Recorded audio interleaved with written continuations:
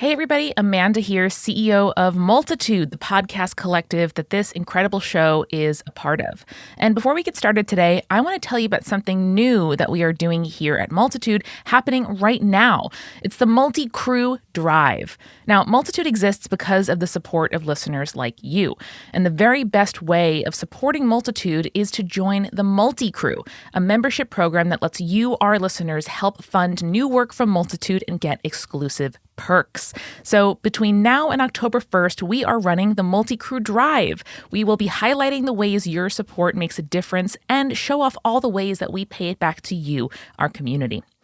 We are running a couple of very cool specials that are not going to happen any other time this year. If you join the MultiCrew by October 1st, you can get a brand new This Mug Supports Conversational Podcasts That Bring People Together mug. Very, very cool. And if you are an annual member at any level on October 1st, you will get your names inscribed forever on the We Put 2023 on Our Back plaque, which we will look at every day in the Multitude office. Some very cool stuff. Check it all out at multicrew.club.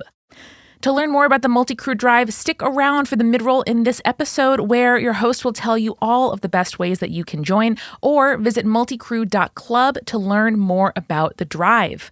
All right, let's get the show started.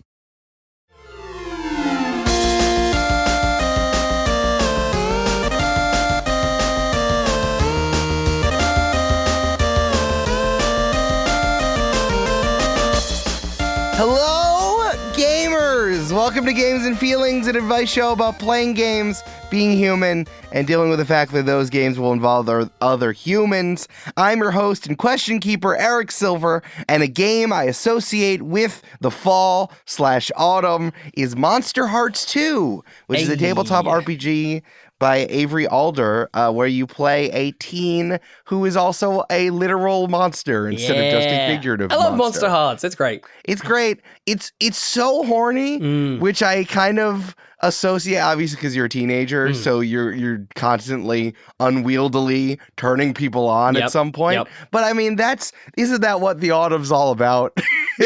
Yeah. The autumn is all about being snuggly and horny. Those are the two modes that you are in autumn. So yeah, it's great. Yeah, and trying to embarrass your fellow teenagers, absolutely. Hey, perpetual guest Jasper Cartwright. Hello. What's a game you associate with the fall? What is a game that I associate with the fall? It's going to be one of two answers. It's either going to be like a big RPG of some kind, like Skyrim or whatever, because I feel like normally in the fall/autumn over here in the UK, it just means rainy season, which means I'm not going out a lot of the weekends, which means I finally have time to like dig into like a big open world game that maybe I've been putting off for a while.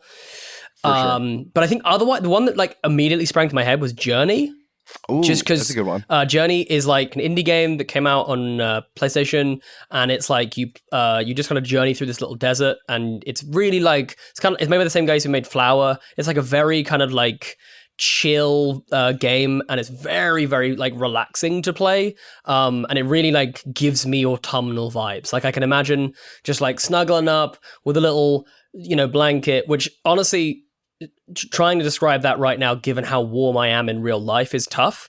But like snuggling up with a blanket and being like, ooh, this is like a fun little game that I can kind of drift through and just be a little guy who's just jumping around, collecting these little things. It's very autumn for you to describe a game where you are literally in the desert the entire time as like an auto game, but that's how I want to experience it. I don't want the temperature. Yeah. I just want the thing. I just want the vibes. Yeah, and it's very autumnal colors as well. Like it's very like orange kind of the like vibe, the look of the game is very like orange. And, and it's like gold Goldy, and like that kind of like dusky green. It's calming. Well, Jasper, I'm trying to conjure autumn vibes because it's so hot. It's where so both of us are right hot. now.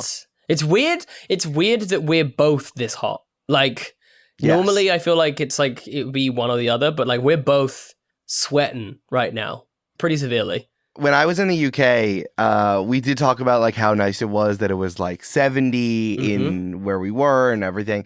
And you were like, oh yeah, England has like the same climate pretty much all the time. We have climate privilege. And I'm like, I didn't even know that was a privilege you could have. Yep. Oh, you've opened me up to a new geographical one. privilege, my guy, is huge. Like England, we got it. The reason that we were able to be just like the de facto stepdad for the rest of the world for so long in a really, really bad negative way is just because we didn't have to put up with extreme weather conditions. You guys were all out here fighting to survive. We were out here making scones, my dude. Like, do you know what I mean? It's like, we had such an easy time.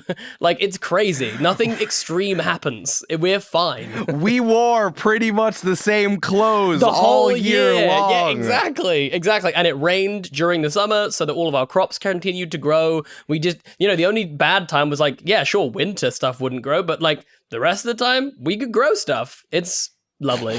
And geographical privilege is huge. And finally, geographical privilege is starting to wear off because the rest of the world is starting to deal with the fact that they have different climates. And so England is getting left behind. And it's like, oh, okay, we can't just rely on our privilege. We have to be good at something for once in our life. Okay. You got it really easy in the beginning of civilization, and now it's hard for you because you didn't have skills before. This is exactly it. Yeah. Like, it's no longer, it doesn't really matter about the coastal lowlands anymore. What we've got to worry about is the fact that we don't produce anything of value. We don't export anything other than doctors, which we sincerely need, to Australia. And like the same 20 actors, you have a really good, strong group of actors. Really wonderful if we could just punt for 21, though. I would love to get some more work in the US.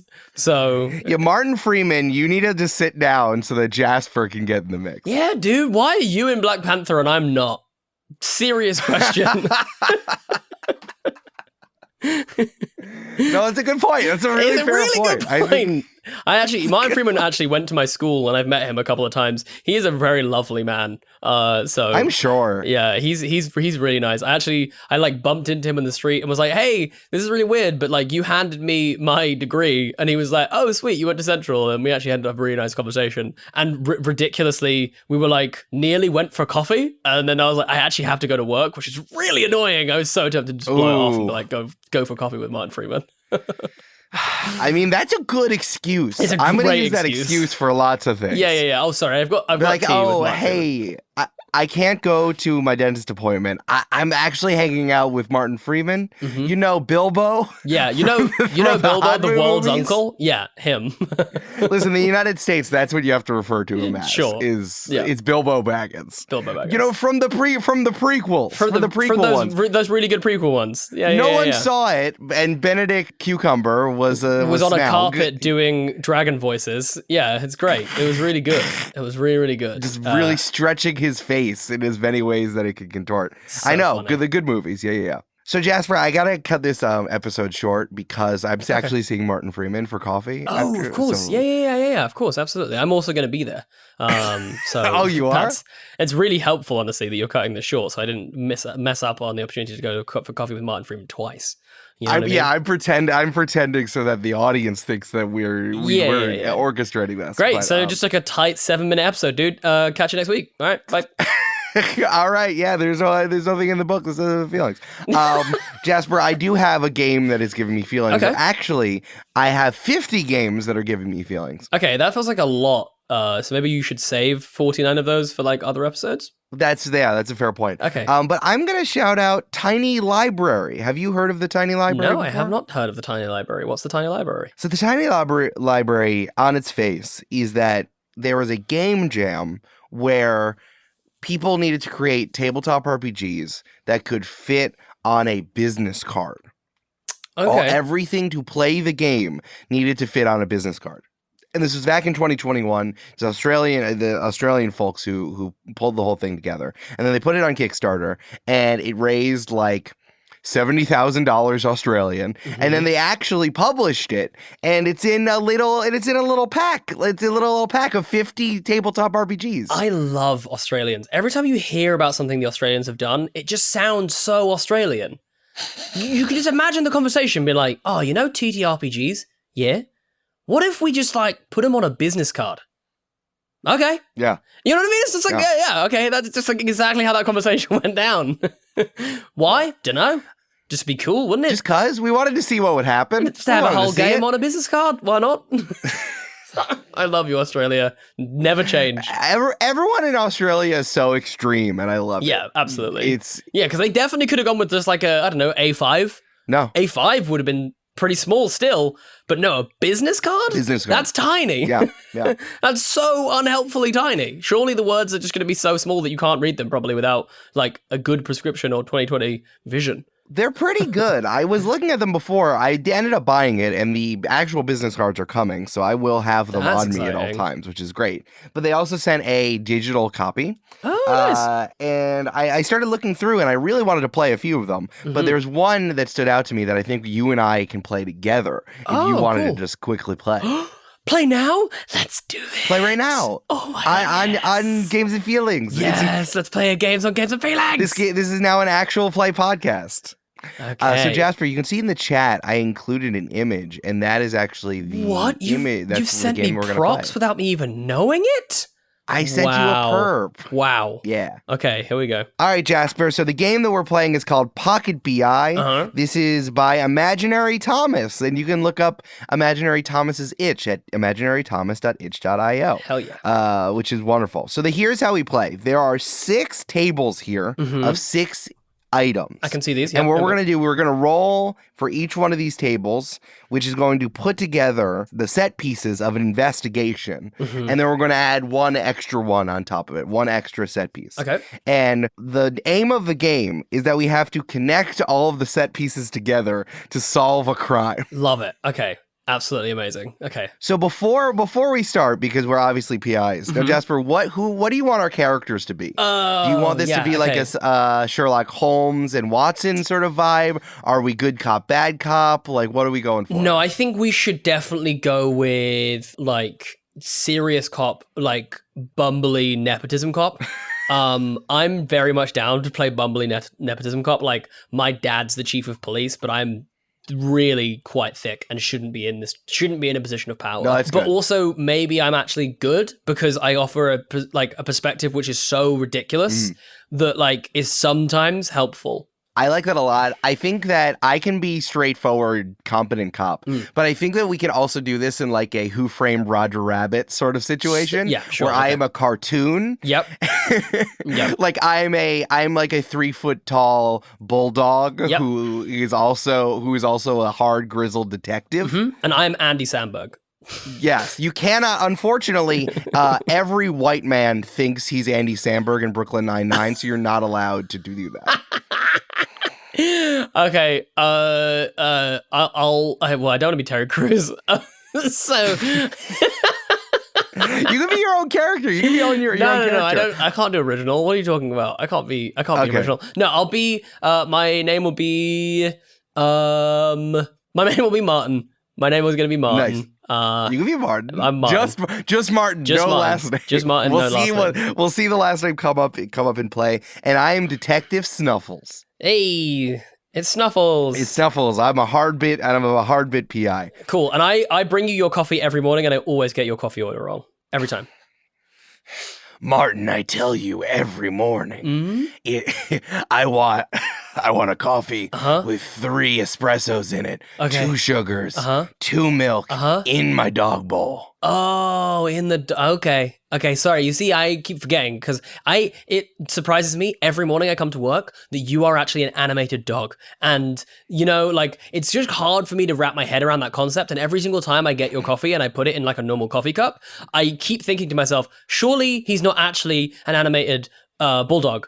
And then I get here and you are, and then I realize I've messed up again. So I apologize, and I'm going to try and do better, but I really can't promise that. And that's like really important for me that you know that I can't promise you anything.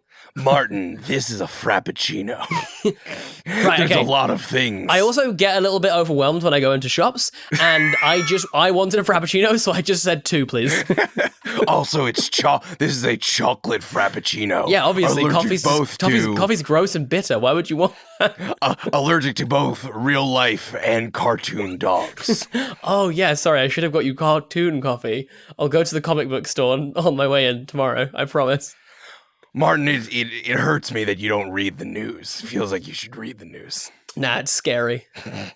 That's why I became a police officer, to make the world less scary. So I didn't have to read the news, exactly. Incredible. Okay, so what we're going to do is we're going to roll once on every single one of these tables. Okay. There are 6 tables here, giving us different set pieces. The first one is location. Jasper, why don't you roll 1d6 for this? Okay, location. We have rooftop. Number 5, rooftop. Okay, so this crime is taking place on a rooftop. Perfect. The second one here is out of place. I'm going to roll for that. Ooh, it's a 6. Oh, a TV or a radio is out of place. That's kind of cool. They've decided to. That's pretty cool. To watch TV with a nice view of the city. Okay, makes sense. Hey, maybe the fact that there is a TV up there is part of the crime. We'll see. We'll see. Okay, the crime itself. Let's see. I'm rolling. It's a 5 again. Blackmail. Blackmail. Whoa. Oh, no. Whoa. I'm already putting together what I think is happening here. Yeah, me too. Okay, the suspect, I'm going to roll. Meanwhile, Martin's like, why do we have to bring race into this? Okay, seems a little Why's it got to be blackmail? It could be white mail. It could be white mail. White mail could be bad. Why does you know what I mean? All right, I got a 6. This is the hunter is a suspect. Sweet. Oh, I'm sorry. You just rolled 2 6s and I've just rolled 2 5s. That's wild. Oh, that is wild. That is wild. Yeah, the hunter. I wonder if the hunter is interesting. If it's like also like a big game hunter, like someone on safari, or someone, or like a hunter in the woods, or like a professional assassin. Yeah, or just Hunter S. Thompson. Okay, Hunter S. Thompson is involved. Gonzo journalism is involved. There we go. Okay, and then we have key item. I kid you not, that's a 5 again. I'm not joking. I've just done 5 5s in a row. And the key item is medicine. Medicine. Okay. Hold on, I'm writing these down. Okay, yeah, I think I've got an idea here. I think I've got my thoughts and then I've got Martin's thoughts. Oh, good. Okay, you need to roll now for the last one, which is motive. And I guarantee you are going to roll a 6. I rolled a 6. You're joking. I rolled a 6. It's a cover-up. Absolutely banana. Literally, I rolled 3 5s. You rolled 3 6s. That's ridiculous. What are the odds of that? That is absolutely wild. Now, for all you folks at home, do not tell us what the actual mathematical odds are. I know statistically there are odds. I want to know. Please tell me specifically. Just at me and don't at Eric. Tweet at Jasper only. I'll not tweet at Eric afterwards for you. Okay. And then we got an extra one? Yeah, so then we need an extra one. So you roll for which table we're going to do, and then I'm going to roll. Okay, cool. The extra one is, it's a 1, so it's an extra location. An extra location. And I got a 3. So then there's a train or a plane involved. A train or a plane involved. Wow. Plane?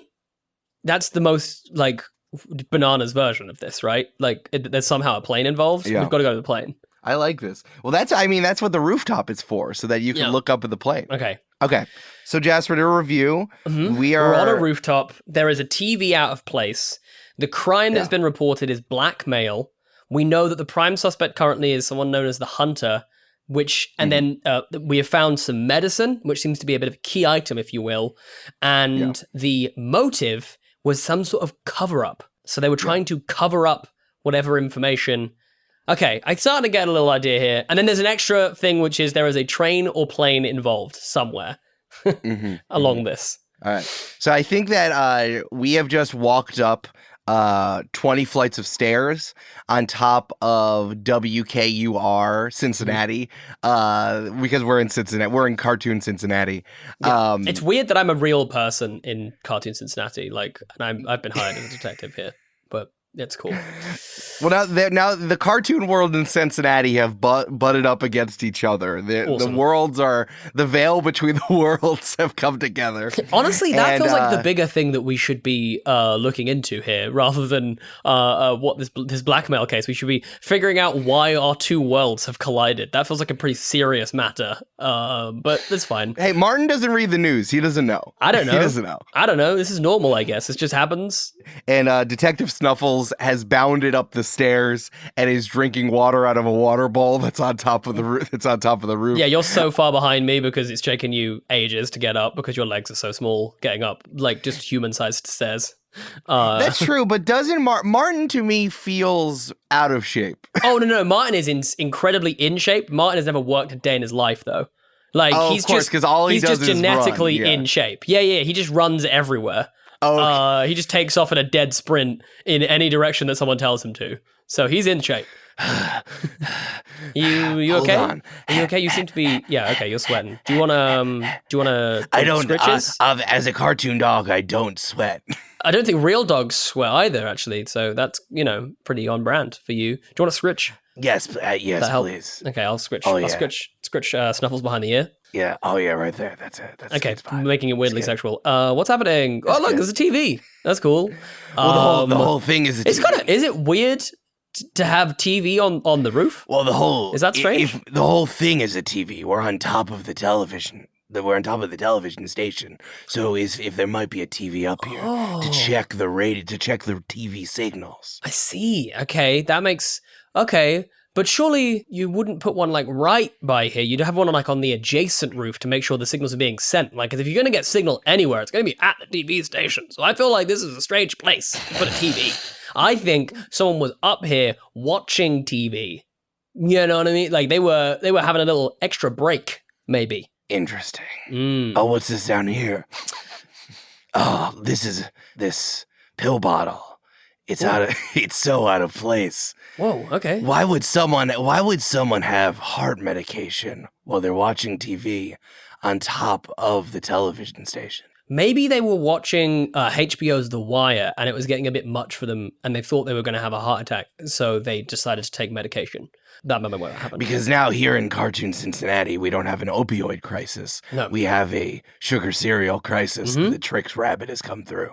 Yeah, absolutely. It's a scourge on this city. It's a real problem. We should. Those are the real people we should be going after right now. Yeah, the kids are after the Lucky Charms. It's an epidemic. Mm-hmm. They should be in school. They really should be. No, they shouldn't be in school. School's boring, dude. Why would we? No, we don't need to do that. I didn't do it, and I turned out fine. I'm a police officer. I'm a detective, okay? And I deserve to be here. So, think on that, why don't you? I don't know if you heard on the way up, they were saying that there's this guy called the Hunter, apparently, who was like seen fleeing this rooftop, which is when when the complaint came in about the blackmail. So, do you think this guy is to the complaint? Like someone went to the post office and said, "Excuse me, this is the wrong color mail." I did think it was weird that they would go to the post office to put in this complaint. It was then the post office that then got in touch with me at the police station. So thank goodness I was there, honestly, to collect the call and say, hey, I think this is a job for me because you have racialized mail and I don't think that's appropriate. So that's why I'm here. Martin, you only have... you're only been put in charge of mail crimes because your father's the commissioner. Look, it's very important that I'm in charge of all mail-related crimes. Okay? I'm actually the authority in this space, so I just need you to be respectful of that fact. It seems strange to me that there's this pill bottle here. Like, was it something to do with the pills that they decided to racialize mail? Is that what we think happened here? Martin, that's not. Once again, that is not what blackmail is. That's not what blackmail is. Okay. Then we have like a 10-minute scene where you explain blackmail to me, and I was like, okay, but it still feels racially motivated. That blackmail is the bad thing. Just saying. I get that. That's maybe I was getting the wrong end of the stick here, Martin. I don't think it's I don't think you should be investing all of your money in a PR campaign calling it African American postage. But I think it's better. I'm glad I didn't invest all my money in blackmail. People would have got the wrong idea. Imagine. That was my original pitch. Martin, shut up. Okay. What's happening? Don't you hear that? And you see that there's a prop plane, like an old-timey prop plane with like propellers going by. Be like, Martin, what weekend is it? It's that weekend. Martin, you don't look at the news, you don't look at calendars, you don't know anything. This is the weekend of the Cartoon Cincinnati Air Show. No. What does that mean? And then you go by and there's another plane that has a face on it that's like, I'm going to do a flip. Whoa, that plane's going to do a flip. Look. That's so cool. They should make a whole series about animated planes. That'd be great. I'd love that. I'd watch that. And look, there's smell this, gunpowder residue. Whoa. Obviously, the Hunter, famous assassin of Cartoon Cincinnati, the Hunter, would never be so casual, would never be so unprepared to leave a mark of the fact that he's using his patented 20-foot sniper rifle. Maybe the target was up here, and one of the planes shot down the actual target that was here. Whoa, as the hunter was here watching television, because no one would expect someone on the roof of the TV station. Watching TV. Okay, this is good. Mr. Snuffles. That's Detective Snuffles. And I slap you. Ow! Ow! Your paw is so firm and gruff. You need to shampoo your fur. Ow! I haven't been to a groomer since my wife died, and I'm not gonna go back.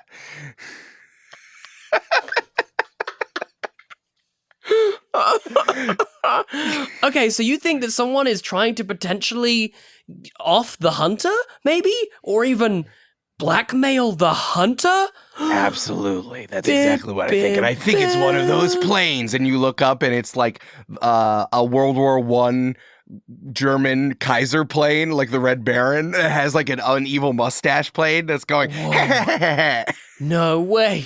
That's the plane. And look, what's that falling out of the plane? He's trying to take his medication whilst he's driving the plane. He's spilling it everywhere. It's gotta be him.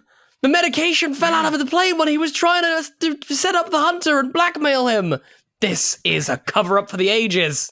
Martin, he's falling. Grab him. Okay. And I just lean over. Martin's huge compared to everything else in this world because he's just a real human and everything is cartoon scale. And so I just lean over and pluck the plane and pluck him out of the air and say, hey, listen, we think you're a suspect and you have Miranda rights. So I said that now. I think that's how it works. And I come back to, don't worry, I've already said the Miranda rights thing, so we're all good. Good. Oh, and it's the mayor of Cartoon Cincinnati, who's actually just a cartoon heart, which is why the heart medication was here. It's all coming together. That's incredible. I didn't even realize this was the mayor. That's crazy. You're the mayor? Wow, why are you doing bad stuff, Mr. Mayor? I thought everyone in charge was here to protect us and keep us safe. No, the mayor's inside of the cartoon German World War I plane. Yeah, who's trying to set up the Hunter, the poor, who we now realize is a poor, innocent, killer of men. Obviously, it's just an exchange of goods, just like a mailman, exactly, or same a thing. Bagel man, same thing, or a policeman. That's all I've always said. It's just like me, a policeman. You know, I don't kill anyone, sure, but that's not my job. And I would have gotten away with it too if it wasn't for this incredibly regular person and detective dog here. I got called incredibly regular. That's one of the nicest things anyone said to me. You can go, sir. No, Martin, no! He's gone. I'm sorry. I put him back in the plane, and I just pick up the plane like a paper airplane and just throw it. It's really far. I go over to the dog bowl and I pour the water out, and I take a flask of whiskey out of my pocket and pour it into the dog bowl. Hey, whoa, you just told me that chocolate's not good for you, so you definitely can't have this, and I'll just pick up the dog bowl and just it's just out of your reach as you're trying to jump up and get it. Down, boy, down, boy. Bad boy. Remember, I'm in charge when it's male-related crimes. Ting. And I wink at the camera. And scene. Yeah! Great job, Jasper. Detective Snuffles and Martin. Back at it again. Only on the CW, 8 p.m. Every other Thursday. I hear they're simulcasting it on Dave, Jasper. Yes, it would be. It would be on Dave. 100% it would be on Dave.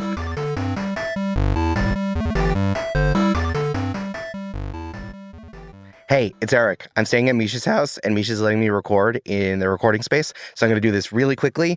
I brought you some ranch waters that I bought at a grocery store in Los Angeles because you can buy liquor in the grocery store there, and you can't do that in the United States, which is wild. I'm going to do this really quickly. If I'm going to see you at Big Bad Con, I'm going to be there with Jasper this weekend. I hope you're there. It'll be really fun, but I'm going to go to other cons, so it's going to be, if you're not going to be there, that's going to be fine. You should contribute to the multi-crew. We're doing the multi-crew drive. This is the last days of it. We are almost at our goal. We are at 85% right now. If you like what we do, if you want to support Multitude, if you like this show, join the multi-crew at multicrew.club. You're going to get a mug. And if you join as an annual member, you are going to be on the plaque where we put all the annual members at the end of 2023, the plaque of putting us on your back. You're all great. We're doing this final push. This allows Multitude to thrive as an independent media business and, just do what we're doing. And we're going to be able to make more shows and travel more. And the fact that I get to go to Big Bad Con and spend my week in LA is because my job is here at Multitude. So contribute there, multicrew.club.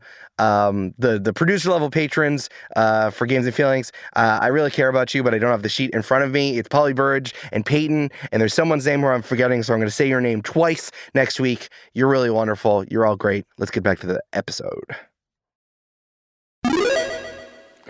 Honestly, nothing makes me happier that there is a TV channel called Dave, and I wish that I had called the TV channel in Cartoon Cincinnati Dave. That's on me. Dave. Yeah, sure. We can do that. Yeah. And secret reveal, Martin's last name, Dave. You're welcome, everyone. The commissioner also owns the TV station? Of course he does. It's corrupt. Corruption all the way down.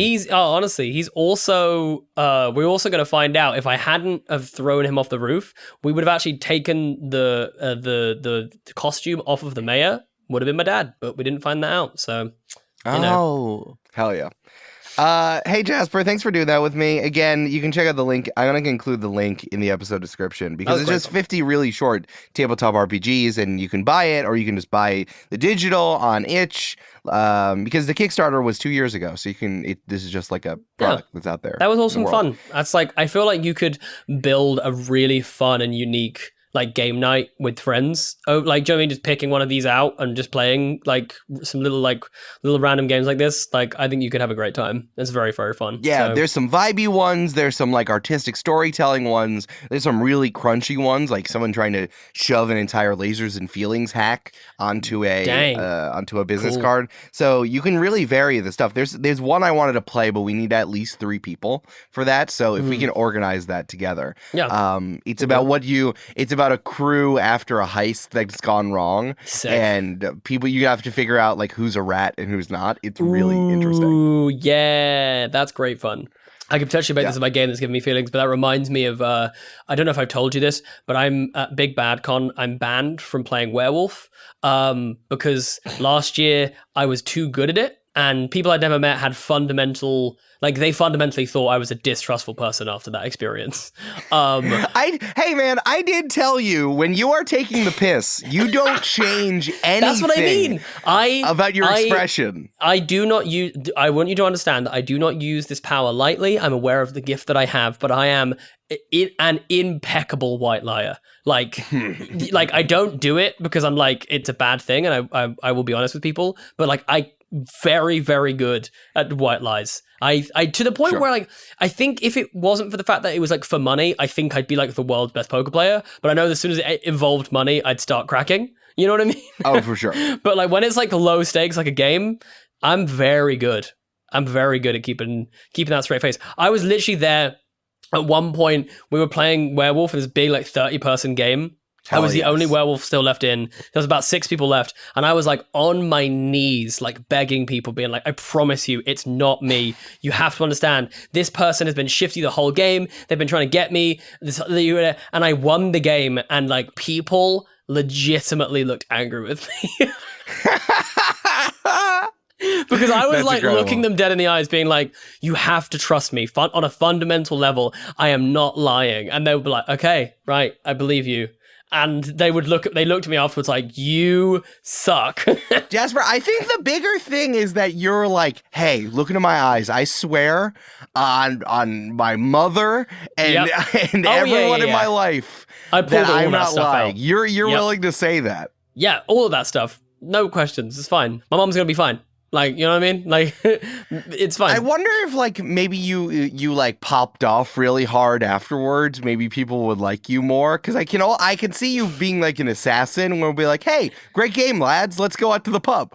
Like, I can definitely see you doing that. Like, if you, after you won, you went, fuck yeah, suck it, let's go. I think that maybe that would justify that you will do anything to win. If I came across like this super competitive knob, like, but the fact that I'm just like, cool, that was a really fun game, guys. But at least that would justify your actions. That would justify your actions instead of just being a cold killer. That's, I think, is the issue. Yeah, I think that's probably fair. I think the fact that I'm just like, guys, that was really fun. I had a great time. And they're all like, what's wrong with you? I had a great time. If you ever need someone for your stream, I'm in the UK, but I'm really willing to stay up late. Like I feel so close to all of you right now. This was me having conversations afterwards, and people would be looking at me like, yeah, but I don't know if I can trust you. Yeah. I think you need to pop off. I think you need to pop off at the end. So they're just like, oh, he's just a competitive asshole. Yeah. Absolutely spike the ball into the ground and just flex on everyone. Like, let's go! Yeah! Yeah. Okay. It's like a critical role. I have the critical role of kicking your fucking ass. Let's go. Yes! Suck it, Abria. Yes, right. I win. Yeah, I think maybe that would kind of justify. I definitely think you're right. This is the better course of action to take than being humble and gracious in victory. It's not, Jasper. Once again, it's not humble and gracious. It's psychopathic. Nope. I'm just being me. I just revert back to being normal me. As soon as the game's over, I'm just like, oh, that was fun. What a fun game we played together. Whilst everyone else is like going through a full identity crisis, being like, I thought I knew this guy. And he has told me so many barefaced lies in the last like 30 minutes that I can't even conceive of who he is anymore. Yeah. I'm excited. I'm very excited about it. And really quickly, I want to shout out Matt from Roleplay Chat, who told me about the tiny library. So thank you, Matt. I appreciate you. Sick. Hey, Jorpspur, do you want to answer some questions? Eric's. Yes, please. Okay, wonderful. Irks. That's why she said Irks. Burps. Okay, this is from not a new player, but a new to you player, she, her. Okay. A coworker has offered me to join them sometime to play D&D. We get along nicely, and we talk often about games and Dungeons & Dragons, and I know he's experienced because he told me all about the different campaigns he's run. Mm-hmm. I genuinely love the offer, but I'm pretty insecure about my RPG and D&D skills, and that makes me hesitant for joining his table. I will only know him, and new people make me very nervous, which doesn't help. Mm-hmm. How can I make myself more comfortable? How do I approach this? Any tips are welcome. Thank you in advance, and I love the show. Cool. There were some other details that they included that I think is relevant, which might explain some of their hesitancy. Yeah, I was going to ask this question. Okay. Yeah, in the past, I've only played D&D with close friends, mostly online due to COVID. In the end, I don't like to play it anymore because I don't like to do it online. Besides that, I feel insecure in the group because I'm relatively new at tabletop RPGs, and I don't always know what the right move is. I did talk about it with the DM and a player who's going to be in the campaign, but it didn't really change much for me. Also, I'm a new single mom, and playing games in general is kind of a challenge. And the DM and the players are also new parents, so I didn't see us starting up anything soon, so I'm not sure. Okay.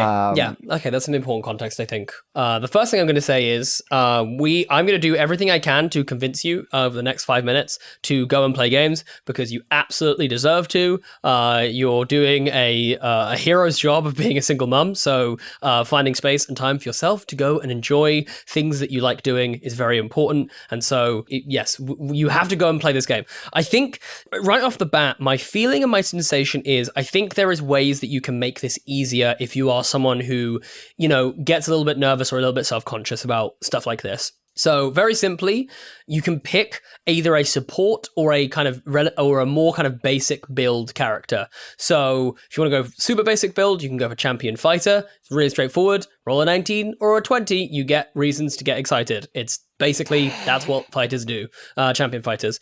Or alternatively, you could go with like a cleric or something like that. And effectively that way, you don't have to worry about what's the most optimal move. You can just come in and aid your friends in some way. You can give them guidance. You can heal them if you need to. So I feel like it kind of just takes the pressure off you having to think of something kind of epic or cool. And you'll probably find that as you then spend more time in this game, you'll naturally will get more comfortable. You'll know the people, and then you'll feel more comfortable kind of stepping out, and maybe your cleric can, has a couple of like big moves and things that you'll know how to do by that point. So I think those are just like two very kind of like surface level things, which I think would help you feel a little bit more confident going in and being less subconscious about the kind of, I don't really know what the right move to do is, and I don't want to hold up the group. I don't want to cause any issues. I don't want people to think, she doesn't know what she's doing, whatever it is, because I definitely think that it's probably unlikely to happen anyway. But like, I know what it's like to kind of feel like you're doing that. So simplify your character, or pick a support class would be like a one little piece of advice. And then I think the other one as well is just like prep a little bit more. I think that, as players, we can kind of fall into a trap of like, I don't really need to prep anything. But it's like, actually, no. If the DM has given you notes and thoughts and ideas around the world and stuff that's going on and like threads, take notes. Be that player, because that's one way that you can be a big and important part of the group without having to do all of the like role play heavy lifting. If you're the person who's like, has noted down all of the cool stuff that the DM has said, you're going to become an invaluable member of the party. And it's a way that you can really be like, feel like you're involved and your character is involved in the world without you having to do like a ton of extra stuff. So just like be super attentive. And then when you go into the game, be like, okay, I really know my character sheet and I really know what's happening in this session, so that you don't have to be worrying about like 4 or 5 or 6 different things. Because if you don't really know your character sheet, that's something you have to worry about. If you don't really know the players, that's something else you have to worry about. If you don't really know what's going on in the story, that's something else you have to worry about. And so it's just like you're adding layers onto the things that you already have to worry about. So just a little bit more prep as a player going in, I think will make a big difference. And you can just say to the DM, like, hey, to make me feel a bit more comfortable, I would love to just like know a little bit, like maybe even like a little bit more. And if I promise to kind of like play along with you,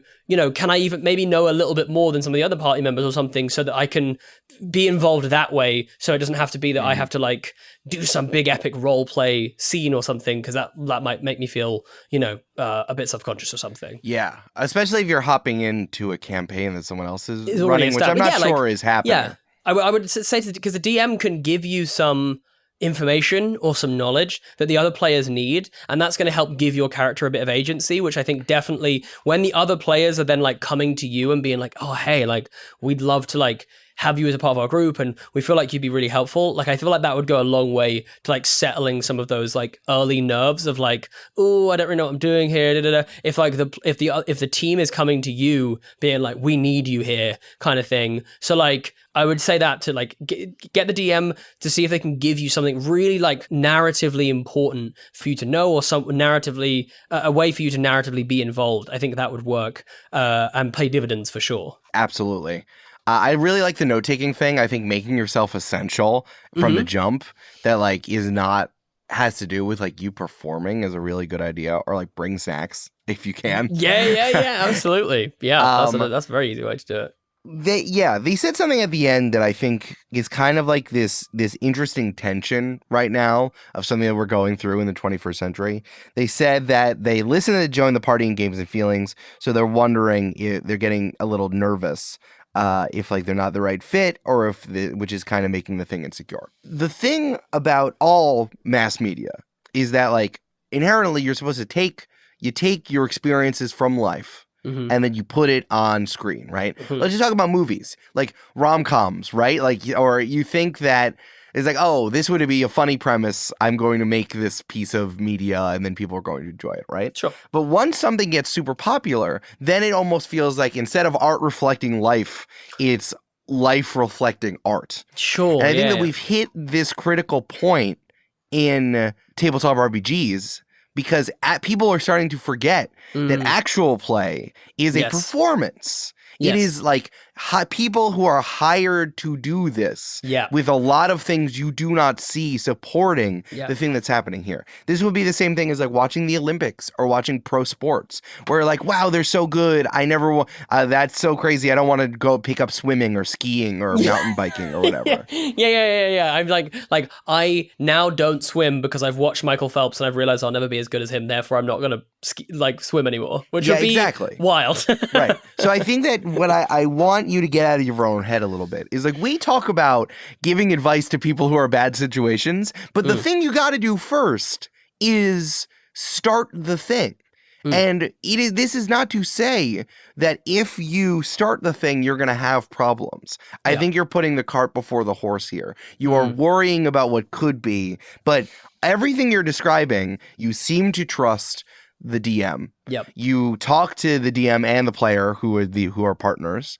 And you seem like you like them, and so this is a great opportunity. Also, I can see why you're anxious because you really want this to work. Yep. But again, sometimes the hardest thing to do is do something you want to do. There's just a thing standing in the way of your life that you're like, I would rather not do something than do something that would make me happy. So I think more than anything, you can come back and you said, oh, I had a terrible time. It was so weird. I didn't like it. Yep. Fine. Yep. But you got to try it first because this seems like the best situation for what you were. The best situation, you have scoped it out. You just got to try it, even though I know it is very valuable for you as a single mom. Yeah, I completely and utterly agree. And I want to second that in the sense that like, I was literally I did an interview today, which was all centered around mental health and kind of like the way that we like prioritize or don't prioritize ourselves and things like this. And it's so unbelievably easy to talk yourself out of something that you want to do, because what you will do is you'll say, I really want this to be awesome. And if it's anything less than slightly awesome, I'll be disappointed. And I would rather not do something than be disappointed in that thing. So like, there's just so many ways that you can talk yourself out of doing it. And I completely agree with Eric that I think starting is like absolutely essential. And especially if this DM actively wants you to join, you know what I mean? Like I'm absolutely sure that he will be willing to make concessions for you to make you feel more comfortable. You know what I mean? Like at the table, even if it was like, hey, why don't you just come on and like kind of watch us play and maybe jump in with like a little NPC one session or whatever, just to like, feel the game out and whatever. And just so it doesn't feel like you're, coming in and being crowbarred into a situation or whatever else it is. Because I think this is something that would be, really valuable for you and probably make, a nice, awesome difference in your life. So do it. Just do it. Do it. Here. No, we're giving you the advice. Just do it. Just try it. Just do it. Anything is possible. Just do it. Don't let your dreams be dreams. Let them be reality dreams. Let them be reality dreams. Because the more the sun shines, the more light there will be. Yeah, I think so. Sorry, I'm quoting the Shia LaBeouf, the songify of Shia LaBeouf. You know what I mean? Oh, yeah. Just do it. Anything is possible. Just do it. Don't let your dreams be dreams. That one. That's a good one. It's good. It's a good song. You don't have to get ready if you always stay ready. Hell yeah! Be ready. Be ready. And I also I just want to round this out by saying that I think Eric is absolutely right that you're putting the cart before the horse and you're worrying about something that probably you don't actually have to worry about right now, because you'll probably be surprised by how sensitive and aware players are of that fact most of the time, because they've been in a similar situation. Everyone started at some point, and normally the start of playing with a new group, a new TTRPG group, is a little like, ooh, what's this? Some people really enjoy that feeling. Some people absolutely hate that feeling. You know what I mean? And just want to be in the party. So I just think being honest with that DM about whatever it is that you feel like you would need to like get started. And I think that hopefully there's like a couple of suggestions of things that you could talk to the DM about. I think will make a big old difference. Big old difference. Yeah. I still remember before I was playing games on the microphone, how much fun it was just to like fuck around. And I think that man, I more miss than it. I anything, miss it so much. yeah, like more than anything, that's what it is. It's just you guys are just messing around doing whatever. Yeah. And I wasn't good at it. I didn't know what I was doing. I didn't have any experience. But still, I put myself out there and we had fun and we played things out and we made jokes. It's so that's the other thing is like it's so much less serious when it's not on a microphone. Yeah. Because you're not making anything. You're just playing a game. Yeah. Yeah, absolutely. And for anyone that's out there who's like worried about doing the wrong thing, you're also potentially, I think, going back to what Eric was saying about the way that like media has affected your like the way you ingest these things. You have to realize that all of the angry people that you see on Twitter telling Laura Bailey or Emily Axford that they've done something wrong in a TTRPG game, A, they're dumb, and B, they're not going to come for you. Like, No, and they're they're not not. at your table either. So you don't have to worry. Like, that scenario isn't going to happen at your game. You know what I mean? And I can understand it because it's horrible. Like, you'll see it all the time where you're just like, what are you talking about? Like, you know, there are like things and like projects that I have done or that I will do that I'm like terrified of just like, cool, I'm probably just going to get like roasted for something that I did. But it's like, Oh, that one? you know That what I one's mean? going to be bad, Jasper. I'm just telling you now, that project you're referring to, it's going to be bad. It's bad. It's going to be bad. It's going to be bad. That's what I'm saying. But like, I got paid to deal with what, like, do you know what I mean? I got paid for it. So exactly. It's a job, right? It's a creative it's my job, and so I can separate myself from it. But what I'm trying to say is that you're not going to have that. Players at that table, I can almost guarantee you, are not going to have a problem if you don't know exactly what you're doing and you don't make quote unquote optimal choices. Because making optimal, because here's a little thing for you: optimal choices in D&D are boring. They are very boring. If you want optimal choices in D&D, go and play Baldur's Gate 3, which is a perfectly legitimate way to experience that game. But that's effectively, you might as well just do that, because that's what you can do in Baldur's Gate 3, is you can make your little min-max character and you can do the most optimal thing. But if you want, I'm talking about if you want a TTRPG experience of role play with your friends and all that kind of stuff, then making the optimal choice is almost always the boring choice. You know what I mean? And it's not the characterful choice. If there was a sliding scale on like optimal to least optimal, and then there's a point kind of like in the 70 to 90% range, Optimal which range? most people think is what's best, is the most boring choice. You have to be so on top of every single thing and pulling out notes from like old editions and whatever to like do the thing that you see like Emily Axford doing 1,000 points of damage in one thing. But that doesn't have to be your thing. Yeah. I want to touch on this in terms of just like the adult section, which is why I pulled this question particularly, is like because, and it's all of this feels so real to me. Like playing Dungeons and Dragons online. I mean, it's been such a long time since I played in person, but man, I do miss it. I really do miss playing with people without. Yeah, I'm gonna get to play soon, and I am very excited. Oh man, it's gonna be amazing. And the other thing of like, you know, not feeling like you're connecting and that you need to make all this time for this in your life as an adult, which is something that the question asker said. Yeah, man, you're just doing it just to do it. There's no reason to be nervous because there's nothing to be nervous about. No one is going to judge you. No one is going to all of the people doing this are also adults and have carved out this time in their life to play pretend.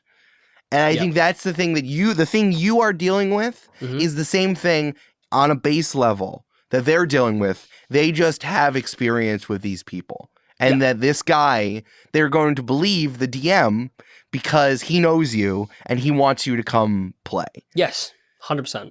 Couldn't agree Like more. adults, you know, like I kind of assume that you're around our age, from like in your late 20s to mid 30s, and you're dealing with this and trying to find time in your life for this stuff. And if you're not, if you're older or younger, fine. It still counts. You're still an adult. Yeah. Like, but now in 2023, after everything that's been going on in 2020 and 2021, we're like, we got to make time to not want to die.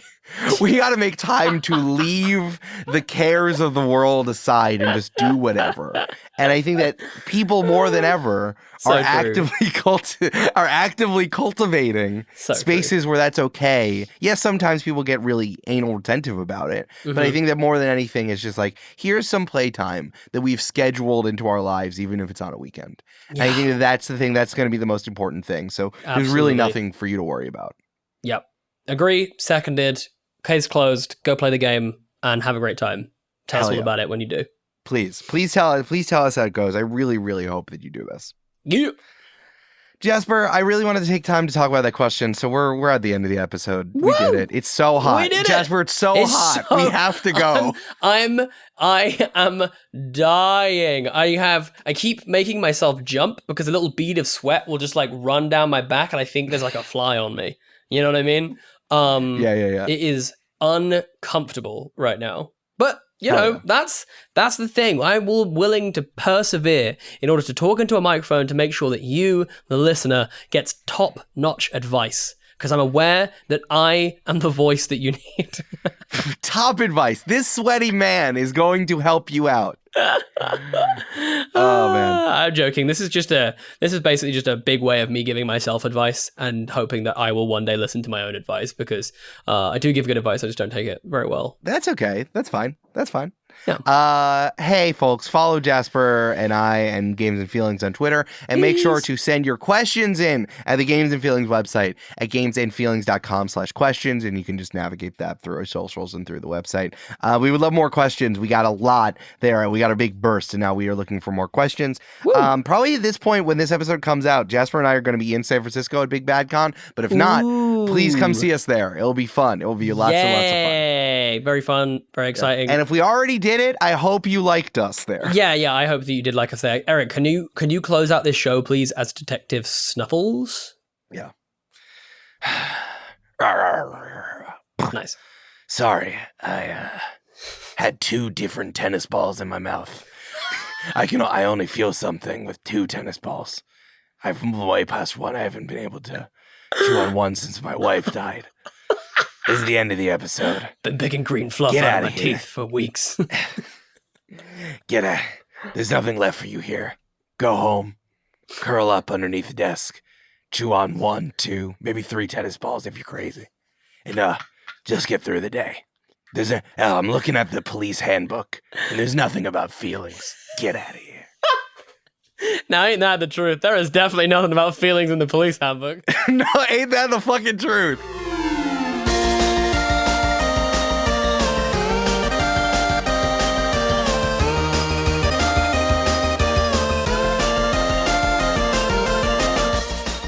Games and Feelings is produced by Eric Silver and edited and mixed by Mischa Stanton. The theme music is Return to French Toast Castle by Jeff Bryce, and the art was created by Jessica Boyd.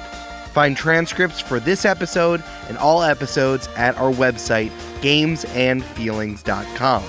Until next time, press X to enjoy the podcast.